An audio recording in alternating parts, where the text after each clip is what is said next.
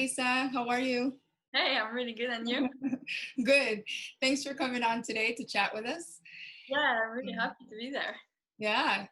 So everyone, I'd like to introduce you to Lisa Marie Farley, who I refer to as a true boss babe, if I've ever seen one. She is an osteopath, a SomaTrainer.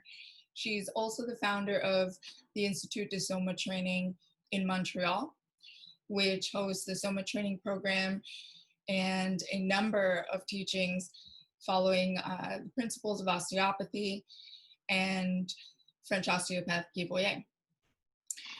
Interestingly enough, Lisa and I, you and I have not met in person with so many years that we have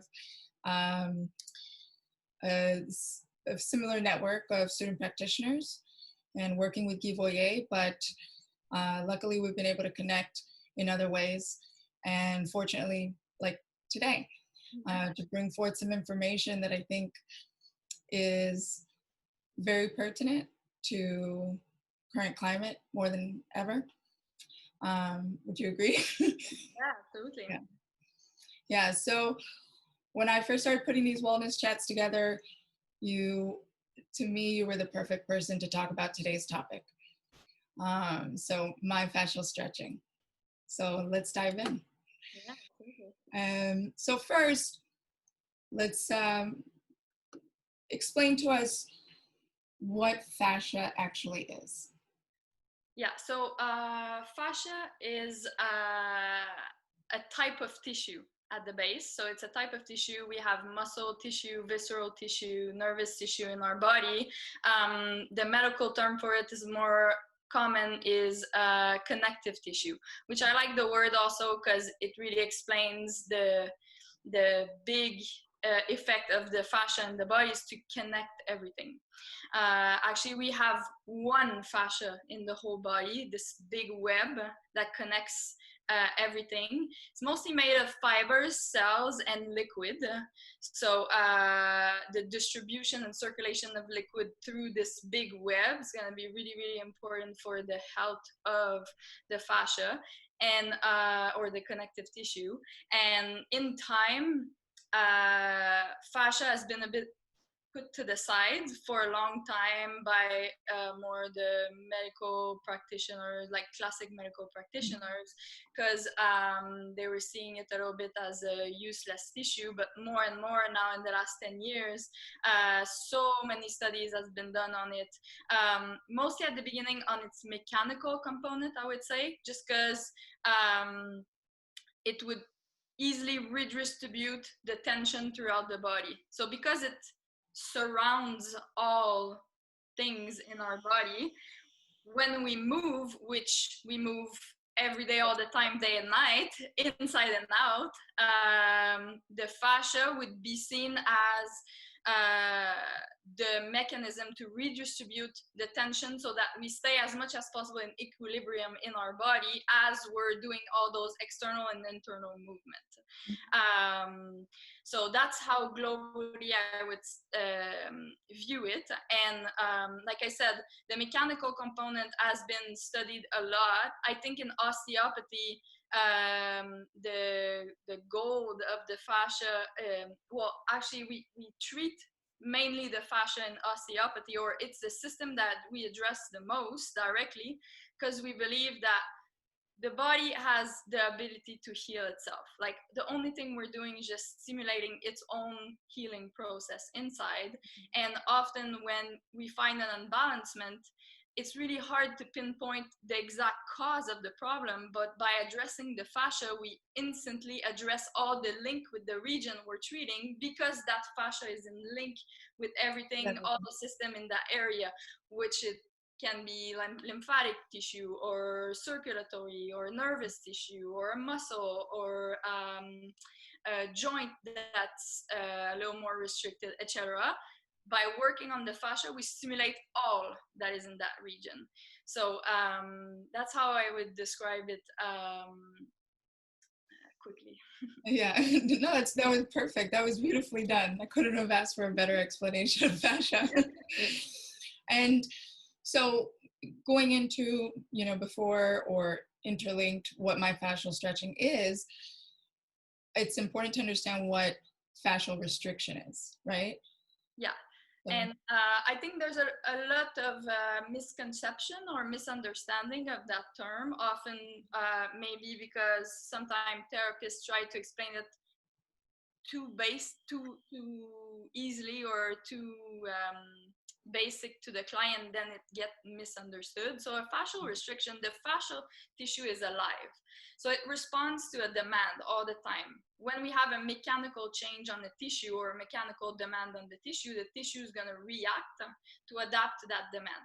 So I'll give you an example for, that's really, really common right now with people that work in front of their laptop. They don't have the proper setup for their workstation at home, or so they have to adapt their position as best as they can. But a lot of people will kind of hunch over or work on their couch and be all rounded forward, and this posture will protract the head forward, will push the head forward. So from the side, they would be seated with the head forward. So spending 10-15 minutes like that it's not gonna create an adaptation of the fascia of the person taking that posture. But taking that posture for 6 to 8 hours a day repetitively, it's like you're asking to your body, that's my new normal, adapt to that new normal. And the tissues that's gonna adapt are gonna be mostly the fascial tissue at the beginning.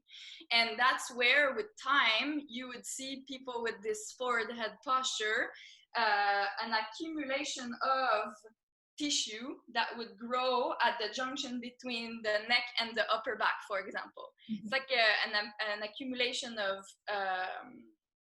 I won't say useless, but an accumulation of tissue, because the body has to hold the weight of the head forward all the time, all day.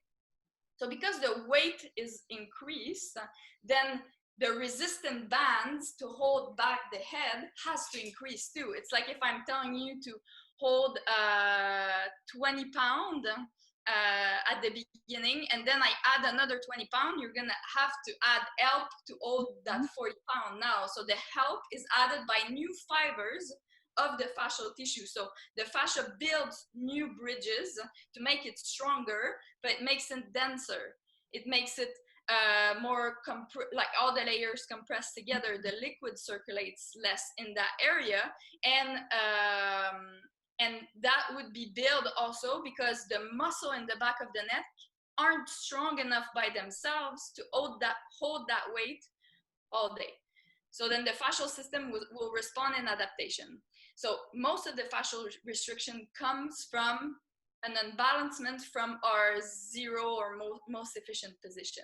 So every time there's an alteration from that, let's say, perfect mechanical alignment, the fascial system will adapt for us to be as efficient as possible in our movement. And if the muscle system can't do the work, then the fascial system will build more layer, more tension, more restriction in its layer itself to compensate for that. And that's what I see often in therapy. I'll find like people with very dense fascial restriction, and the reflex often with that is to jump on just stretching. And I think that's a little bit of a mistake, because the stretching will be efficient, and we'll talk a little bit later about the stretching, but the stretching will be efficient, one, if it addresses the whole chain as a myofascial stretching, and also will be efficient if the tissue is hydrated and vascularized.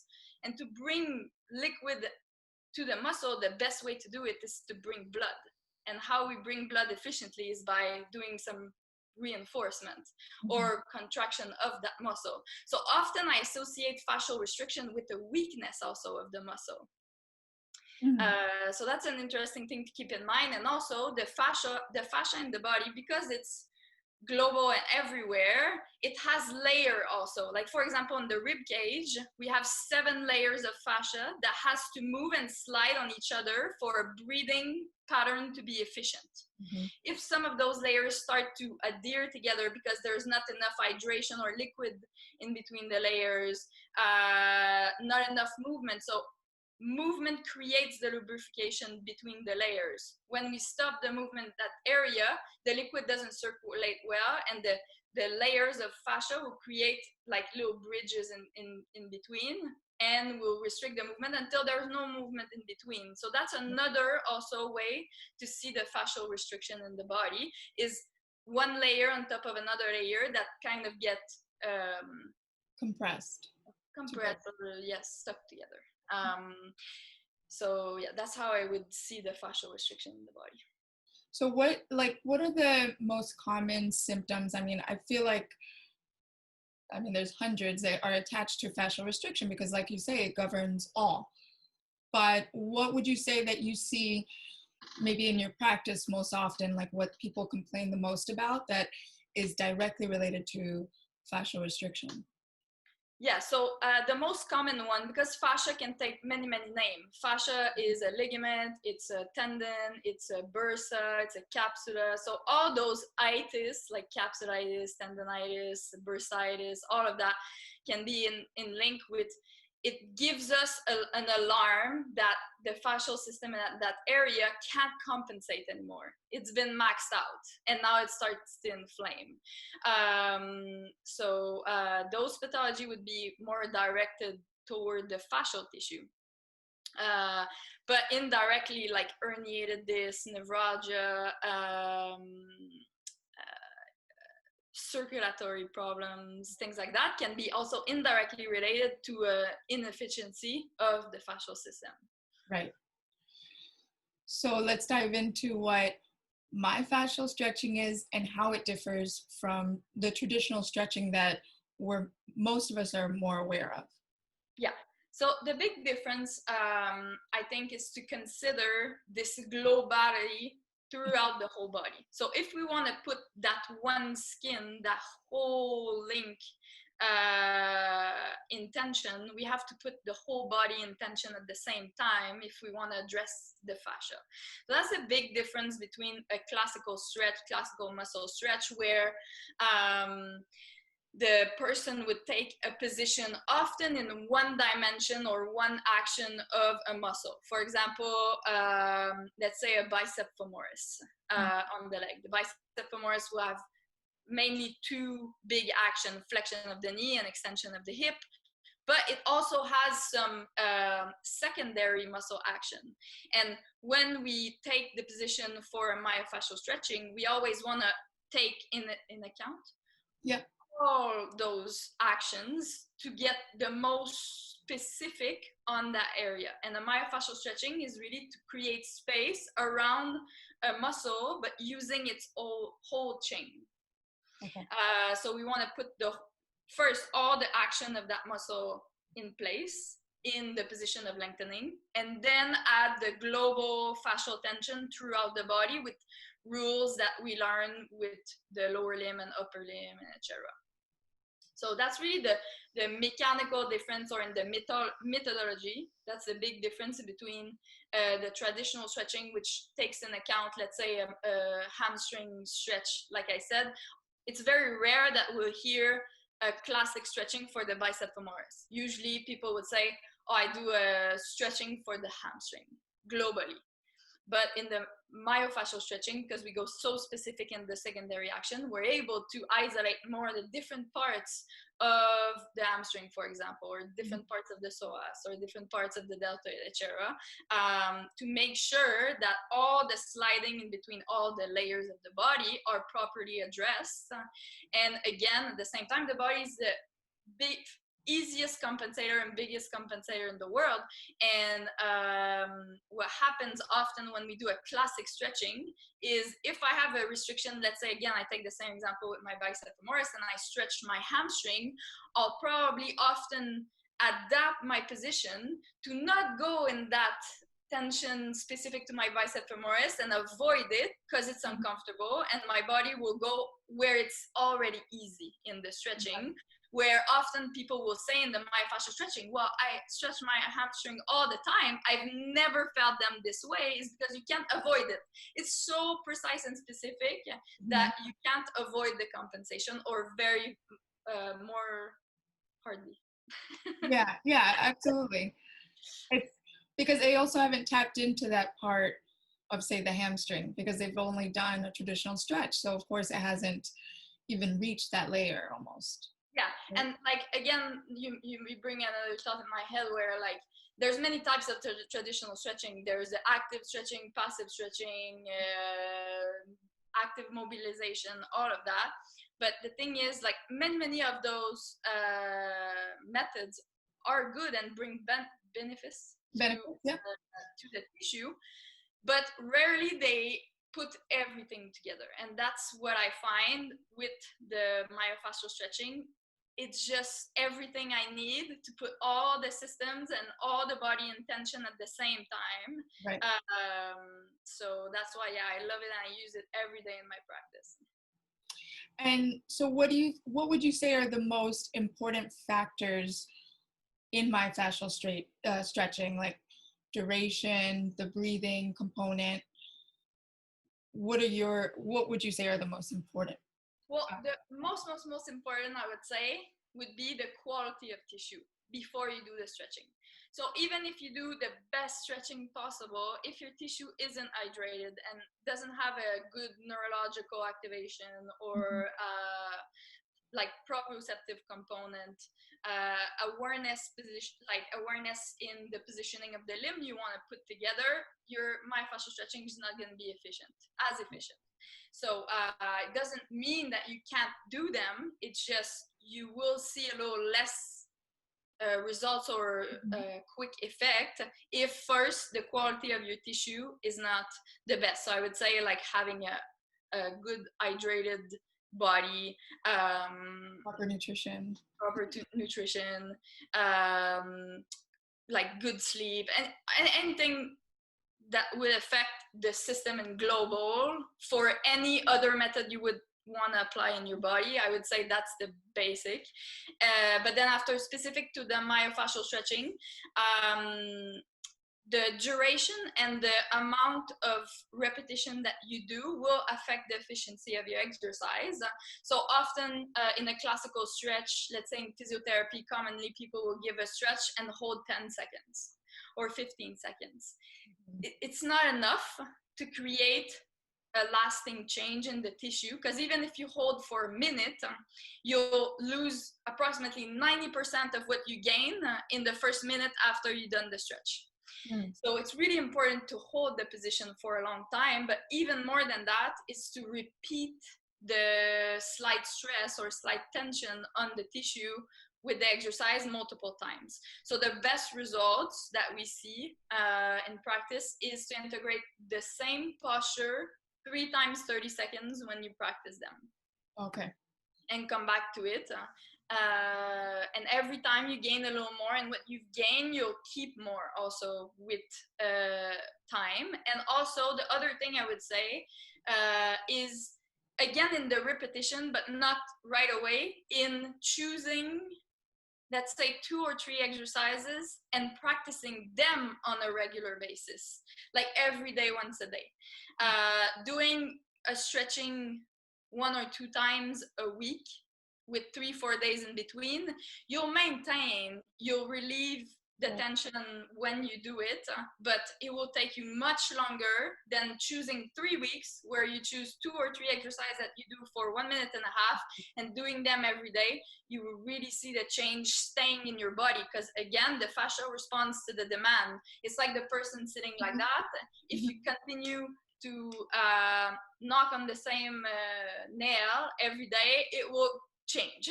It will right, yeah, that's a perfect analogy. Yeah. And I mean, I know the answer to this, but who do you think could benefit from myofascial stretching? Everyone. I mean, from athletes to like sedentary people that just want to start their wellness journey. I think it's global, and there's this like feel good effect also that doesn't stay only in the area where they're working, because they're putting the whole fascial system in tension during the exercise. Often people will see benefits somewhere else in their body that they didn't even know by practicing the myofascial stretching. And it's such a good analysis tools to work in relationship with the client, where you will give them a myofascial stretching, and then they come back and they give you a feedback of, oh, but I felt like my SI joint on the other side opening up while I was doing this one. I never noticed, but this one was limited. And then moving with the client in the progression and adapting just makes it very nourishing for both sides to adapt and use this tool in a global way, in the global health of the client. So yeah, everyone. And it affects also your nervous system, like you said, the circulatory system, your nervous system. So it's very common, right, to see people not just talk about the results or the response they had, muscular wise and flexibility wise, but maybe even their focus, their general feeling of well-being. Just like when you go for a workout, you're pumped up, you have, all the endorphins. And it's a similar effect, but it's actually more accurate because, again, you're tapping into the fascial tissue, which is not the easiest thing to do with a lot of other forms of stretching or exercises. And I would add that even like often athletes don't like stretching, or people that like push heavy weights, or like more toward the CrossFit or cross training mentality, really love this approach and mix with the Aldoas, because they aren't passive stretching, they're active stretching. So you're still feeling like you're working hard on balancing the muscle contraction and the fascial tension during the posture, instead of just sitting there passively in pain in doing a stretching that you don't feel really lasts in time. So and you've definitely had your fair share of working with athletes. These guys are big, most of them. A lot of the hockey players, it's hard to get them to do certain things. It's hard, but they love it. They love this type of approach. And you see, even in that time where they stopped the season and they're more stuck at home, and a bunch of them have been reaching out to build them specific myofascial stretching and Aldoa sequence that they can do at home, just because they feel that by doing that on a regular basis keeps their body in a good quality to be able to bounce back as quickly as possible. So well, then this is a good time maybe for us to for you to give us one or two stretches so that the viewers can understand and experience it in the proper format and action. So I'm going to put the camera over to you, if I can. There we go. Okay. I was thinking of starting with the gluteus medius myofascial stretching, because I find it's easy to feel the difference when we add the little specific tension in the stretch to get the specific muscle that we want to get and its whole chain, and compare it to more of a regular stretching for the gluteus medius. So the gluteus medius, that is located on the side of the hip here, and usually people, to stretch it, would just cross the leg, and often in yoga, or turn the whole body like this, or just pull the knee towards them. So you can try this one where you sit with your leg straight and you cross the left leg on top of the right leg, and just start by pulling the knee toward the opposite shoulder. So if you just do this one, sometimes people feel the pinch in the hip or a little bit of tension on the outside, but most of the people have trouble feeling this one. But when we had the myofascial tension, what we'll want to do is on the opposite leg, so on the right leg, pull your toes toward you and in. Then rotate the knee slightly in and straighten the knee. So push the back of the knee toward the floor. On the bent leg, you'll pull the toes up and just be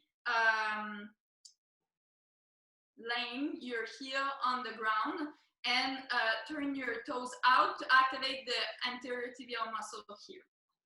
As you pull your knee, pull it toward the opposite shoulder, but keep your sternum forward. And imagine that you want to pull the sternum on top of your kneecap. So pull it up and forward to straighten the spine, push the top of the head toward the ceiling. And now push the right heel forward as much as possible, like if you want to pull your whole leg outside of your body. And you can even let the right sit bone slide forward on the ground. As you're doing that, you're going to feel that the knee wants to come out and the left hip wants to come off the floor. So keep the left sit bone down and pushing back against the floor, and keep pulling that knee in. You can pull with both arms if it's hard, or ideally put the left arm forward in external rotation and point the fingers down. So you hold that position 30 seconds, keep pushing the heel forward, pull the knee toward the opposite shoulder, keep lengthening the spine and bringing the sternum on top of your knee. Open the fingers so the whole body is in tension right now. We haven't left any space. And breathe. So you hold that 30 seconds. Keep pushing the heel forward. Keep pushing the left hip back, the sit bone toward the floor, the knee toward the opposite shoulder. When you relax, relax slowly the arm, the leg, and the other leg, and uncross your legs. We can do the other side, so straighten the left leg, bend the right leg, cross as far as possible if you can, just above your knee. The left leg is straight. Start by pulling the right knee toward the left shoulder, pull the toes toward you and in, so it's the ankle turning in. Then knee straight, push the back of the knee toward the floor and turn the knee in. So the whole leg turns in internal rotation. Keep pulling the knee toward your opposite shoulder. Push your left heel forward as much as possible. Lengthen the spine. Pull the sternum on top of your kneecap. Keep the body straight. You can grab with the opposite leg. Oh, I forgot. Pull the toes up and out on the opposite leg. Push the sit bone of the right hip down and back. Both sit bones are flat on the floor. Push the left heel forward, and now you can extend the right arm in front of you, open the fingers, push the palm forward, keep the chin in and lengthen the spine. Again, the whole body is in tension, and you hold like that. Technically, when you arrive at the end of the position, now I'm explaining the whole step, but normally you would start the 30 seconds when you're in the end position. In full position. Yeah. And then after 30 seconds, we relax the arm slowly, the straight leg, uncross the legs, and relax. And then if you're at home, I recommend you to try it. Now you felt it for the first time, to try it 2 to 3 times, and you'll see each time you'll gain some proprioception or some awareness of where to push, where to pull, etc. And you'll gain more opening in the hips. So that would be the first one I would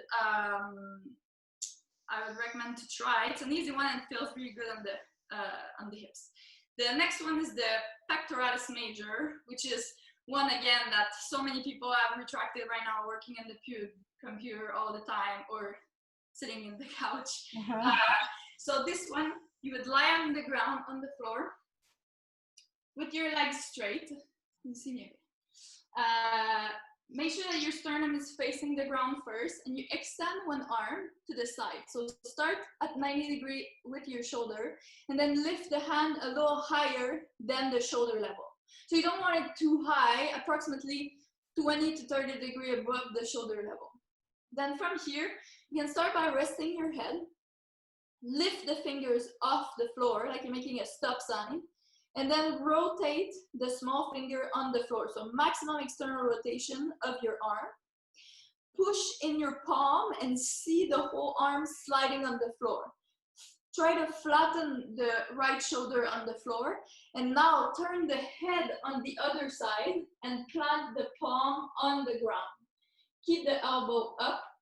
Tuck your pelvis slightly. And then keep pushing in your palm away from your sternum. And if you need more tension, you can rotate the body and the sternum a little bit toward the left by pushing in the left palm. So in that position, a lot of people will feel it in the finger, in the hand, in the forearm. I think that's a good representation of how this stretch gets the whole chain from the tip of the finger to the sternum to the pelvis with the pec major.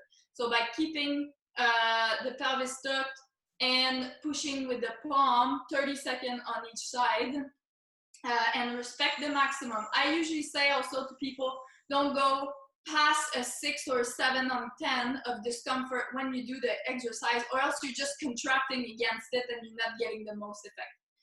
So on the other side, you stretch again the arm, the left arm in line with your shoulder, lift it up 20 to 30 degrees, lift the fingers up, and then rotate the arm out so that the small fingers come on the floor. Try to flatten the left shoulder on the floor, turn your head to the right side, rest the head on the floor and plant your palm on the ground with your elbow facing up. Tuck your pelvis, make sure your both little bones in the front of the hip here face the ground so that you're not turning your pelvis. And then push in your palm to bring your palm away from your sternum as much as possible. And then if you need more tension, you can push in your right arm to lift a little bit and turn your sternum facing the right. Try to flatten the shoulder, the left shoulder down on the floor. Keep the chin in slightly just to keep the alignment of the cervical spine. Keep pulling the fingers out and spread the hand as much as possible. You hold like that for 30 seconds. This one is nice too, to integrate a breathing, a thoracic breathing. So you get a little more expansion between the ribs while you're holding the position. After 30 seconds, you relax the hand, the elbow, and relax, and then ideally go back on the other side. So those would be the two exercises that I could easily recommend to do and practice to get the feeling of the myofascial stretching. That's beautiful. I feel like you have the best videos, best representation of these stretches. Oh, thank you. So that being said, I think one of the things that we noticed immediately is that there's a lot of different cues, a lot of different points to pay attention to in the beginning. And so that can be a little bit overwhelming at first to do on your own. I know from personal experience. And it's always different than the scenario where you have someone, coaching you. So would you recommend working with a Soma trainer to until you become more comfortable in the positions on your own? Absolutely. And often, even me taking the posture, if I have someone looking at me, they'll bring me to a better positioning that I'm not aware of, or something that I could go deeper in the tension. So it's for sure more efficient to work with the practitioner, especially at the beginning, when you're not used to those type of tension or the feeling that you should get in the stretching, to work with someone that has done the course, especially the Soma trainers that have done the whole program and can integrate maybe other exercise that would benefit you to help you get better at the myofascial stretching is key. And like you said, so many people get intimidated because there's so many cues, and often they don't do the exercise because it's like, oh, I'm sure I'm gonna do it wrong, so I don't want to do it. On the opposite side, I would say I give you 100%, so that when you practice it, you do 60%. And 60% is still better than nothing. Focus on 1-2 of the cues at the beginning, forget the rest that I said, and then often in clinic, in practice, when I give an elbow or myofascial stretching, I won't give all those actions. I'll start with 2-3 actions and then integrate more and more and more as needed and as the level of the person I'm working with is adapting to. So, right. So don't be scared about it because it's complex. It is complex, but the body is complex also. So it goes with. But at the same time, don't worry. Like I want people not to worry and still try them, but maybe choose 2 or 3 actions to start and then add them up as you practice. Yeah, that's so important, because I mean, I have been guilty of that, where Guy Voyer has given me a list of stretches and what I need to do. And sometimes you go home and you think, oh, I don't know how to do this. I don't know if I'm doing it properly. And then you don't do it at all. But it's just like nutrition or drinking enough water. Maybe you don't know what's the proper amount of water to drink, but by drinking water, you're still better than if you don't. I mean, it's as simple as that.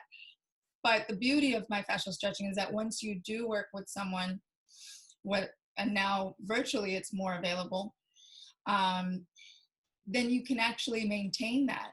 And it's something that you can take home and do and sustain the benefits for the rest of your life. Yeah. And I think that that's important, because not always in our life do we have access to a trainer or a therapist, but the fact that we can take this home and practice on our own and do our part is huge. Yeah, and I think like another point also that is interesting right now in the virtual world we're forced to live in now.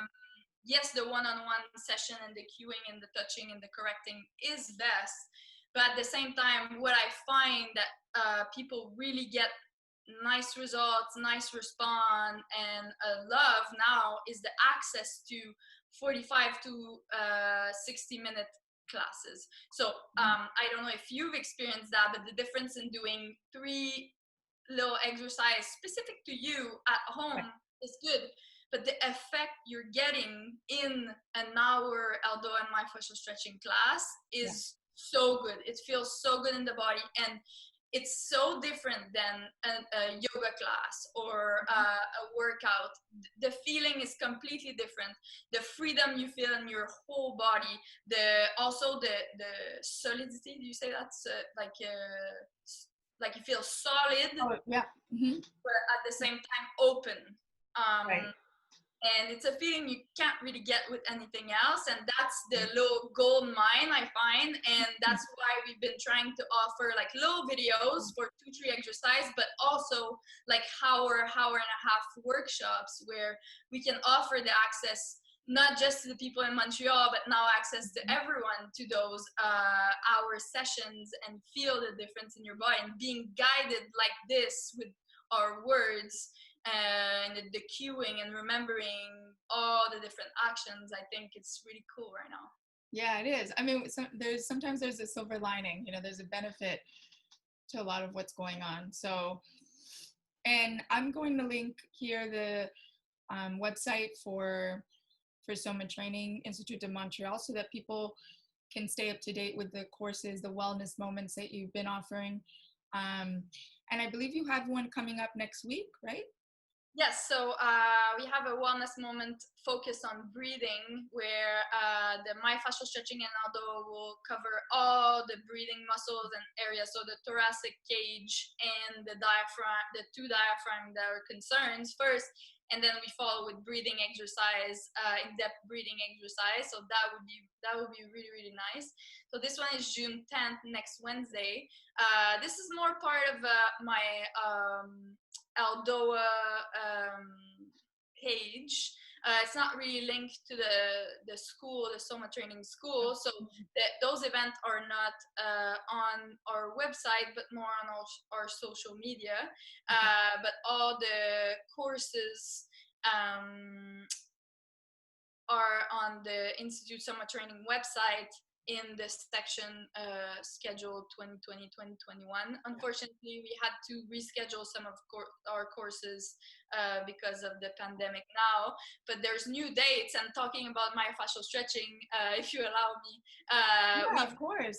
Please. We were supposed to have a myofascial stretching course in July, and it unfortunately got canceled. So we're rescheduling for next March. So March 12 to 15, 2021 in Toronto, only in English. So most of our courses in Montreal is bilingual, but this one, the myofascial stretching, is only going to be in English. Yeah, all the information is on the website. Okay, great. I'll go ahead and link both, because there's people that will be interested in becoming certified or into the SomaTraining program. And then there's people that I'm sure are very much interested in just the wellness moments. And I mean, it's worth it. It's definitely worth the time to tune in. I'm sadly not going to be able to make it to next week's. But at least if anyone else can join, that'll be worth it. I really want to continue doing them twice a month. So there's going to be other chances. Oh yeah, for sure. So there's one last thing that I wanted to ask you, and it's probably an entirely different topic, but if we could just briefly go over what your thoughts are on foam rolling, because I know that a lot of people relate the foam rolling to fascia stretching. Yeah. I mean, I have my own opinion. I think my opinion as an instructor for the Myofascial Stretching program is going to be that I won't say that it doesn't touch the fascia. Everything you do, grabbing your grocery bag, sitting on a yoga block, anything touches and mobilizes the fascia. But in the goal of recruiting the fascia in its totality, because if you have a shirt and if I just compress my shirt here, I'm not really affecting the whole system. My shirt covers my whole body, and if I want to really create an opening or a lengthening or a stimulation to that fascial system, I need to go everywhere and pull in all the opposite direction to have an effect. So just rolling on my shirt here will maybe have some type of local effect of bringing blood in that area a little bit, breaking a little bit of fibers, but it won't address the fascia as it is in its globality in the body. So I think that's the main component missing with the foam rolling. I don't use it personally because I haven't found effect on myself. I don't recommend it in my practice because it doesn't work with the initial principles of the fascial system, so it doesn't make sense to me to use it like that. But when some people like it for other reasons or use it as a props to open up the rib cage or just like as a block or something, right. Like why not?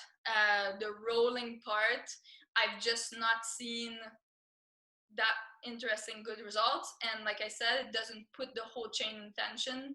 So for me, it doesn't make sense to work in the relationship with the fascia. Right.